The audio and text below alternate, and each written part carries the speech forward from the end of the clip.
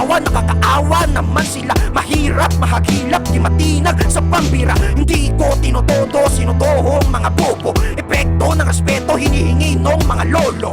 Puro pumupuro, lalo na tong namumuno.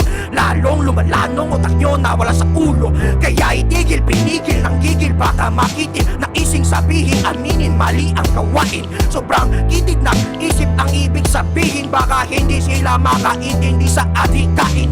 Di na matiis, kaya mabilis nalihis. Mga nagmamalinis, nakakainis. Sobrang nipis ng papel, kahit lapis mapurol. Intindihin mga labis na pulbol.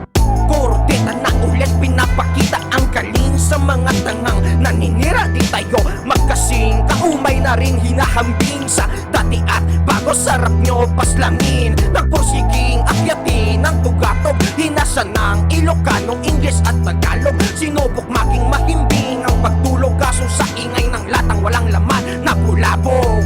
Nagsaya at kami anak itanggay, ngem kaya't mo tasikat na turturay. Aguray, taapay, akasgay, di kaya't mo ama ipaay. Awan pa yan dumdumamiti na bartek alakay. Launay nakamatanda pa lang magmagnaak. Ketsi ka at tataray, apay nga imo naak. Dagiti damag payamon, tasong batak. Uray na unay, pangkuyudam lumawak. With syllables aligned, my design's divine. Your applause outshine the footnote in my rhyme. I weave metaphors while you stumble through your lines. You're obsolete, obsolete, I'm the future by design. Your lines lock depth like puddle in the street. My rhymes are complex like a cipher so elite. You're a shadow in my glow, I'm the storm and you're the breeze. Step aside and watch the master while I dominate with ease. I'm superior, now I'm near you, they can't even mirror every word they utter. Shatters making you reconsider. You're stuck in the shadows while I'm the ultimate transmitter, rewriting the rules so you don't feel bitter.